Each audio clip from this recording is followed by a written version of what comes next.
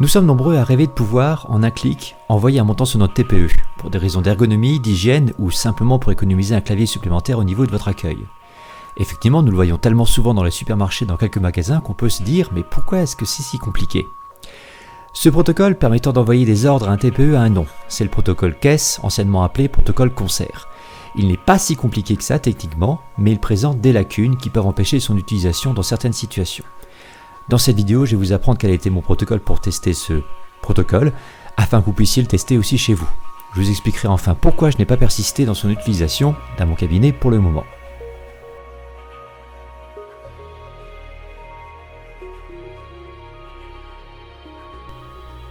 Nous allons d'abord nous intéresser à la configuration de la partie matérielle, le TPE. J'utilise personnellement le TPE Ingenico Desk 5000, les paramètres étant à peu près les mêmes sur chacun des terminaux, vous devrez pouvoir les retrouver chez vous. Dans un premier temps, il m'est nécessaire de retrouver l'adresse IP afin de communiquer avec lui par la suite.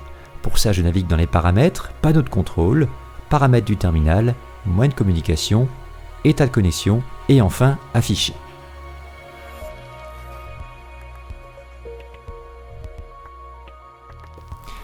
Dans mon cas, mon IP est 192.168.1.12. Il sera nécessaire du coup de le retenir pour la suite.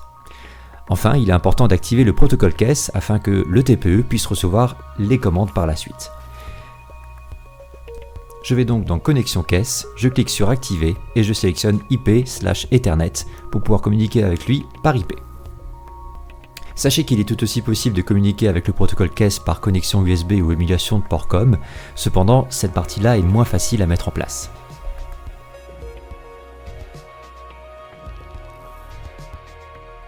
Le protocole caisse part un échange assez simple dont vous avez très certainement entendu parler, le protocole TCP/IP.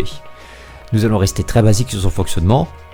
Grosso modo, on se connecte sur l'adresse de la machine, on envoie une commande et on se déconnecte. Cette vidéo s'adressant aux utilisateurs de Logos, les autres utilisateurs vous êtes quand même les bienvenus, mais vous êtes très certainement sur Windows. Malheureusement, il n'y a pas moyen intégré dans Windows pour envoyer ce genre de commande. Il vous faut télécharger un logiciel appelé communément Netcat ou NC sur Internet. Il est extrêmement léger, mais il est important de télécharger la version dite E, qui supprime une fonctionnalité considérée par les antivirus comme une porte dérobée.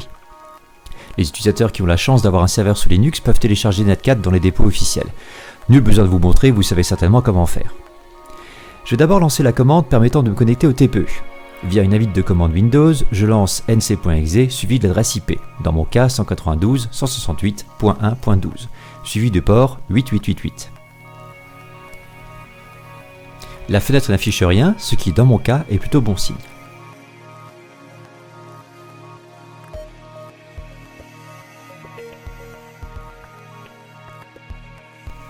Maintenant, la commande à envoyer. Je vous la montre dans son intégralité sans vous détailler ce que veulent dire chacun des arguments. Vous pourrez les retrouver dans un tableau que je mets dans la description de cette vidéo. Nous allons nous concentrer sur la partie centrale de cette commande et la plus importante à nos yeux, le montant à envoyer. Le CB est le préfixe impliquant que la chaîne de caractères suivant indiquera d'abord le nombre de chiffres correspondant au montant, dans cet exemple 4 chiffres, puis le montant en centimes 43,38. Si je rentre la commande complète, le TPE affichera donc une somme de 43,38 €. Et le tour est joué. Il n'y a plus maintenant qu'à passer la carte.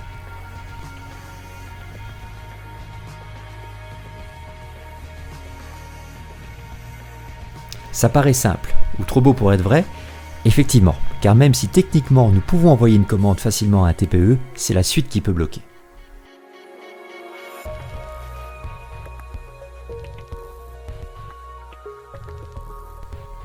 En effet, dans nos cabinets, en tout cas dans le mien, nous sommes plusieurs à utiliser le même TPE.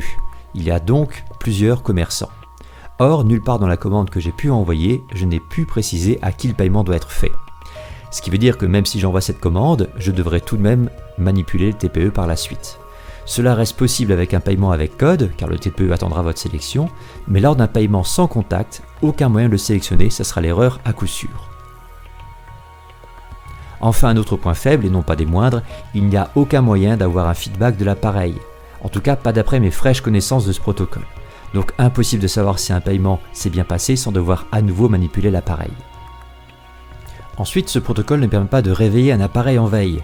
Il faudra donc soit dire adieu au mode économie d'énergie, ou le réveiller à chaque fois que vous voulez l'utiliser. C'est pas très grave, mais je trouve ça un peu dommage.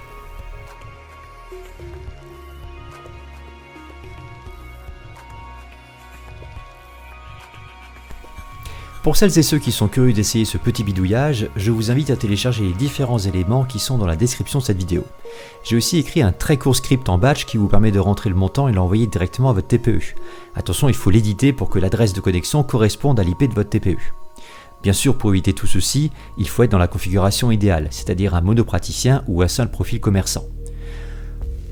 En conclusion de cette très courte vidéo, le protocole Concert n'est à mon sens pas 100% satisfaisant pour une utilisation dans les cabinets dentaires. Déjà de par les lacunes du protocole, qui est d'ailleurs très simpliste, mais aussi parce que cela induirait de nombreux soucis d'installation chez les praticiens moins expérimentés qui veulent une solution efficace. Cependant, je ne désespère pas qu'un jour je trouve un TPE équipé d'un protocole robuste qui permet de communiquer avec mon logiciel de gestion. Si parmi vous avez des connaissances qui peuvent m'aider sur ce point, ce sera avec plaisir que j'échangerai avec elles. Voilà, j'espère que cette courte vidéo vous aura plu et que vous aurez appris des choses et que ça vous donnera l'envie d'expérimenter. Je sais à quel point c'est frustrant de ne pas pouvoir automatiser ce genre de tâches, mais comme vous le voyez, on ne se tourne pas les pouces. J'ai plus qu'à vous souhaiter une excellente journée et je vous dis à bientôt.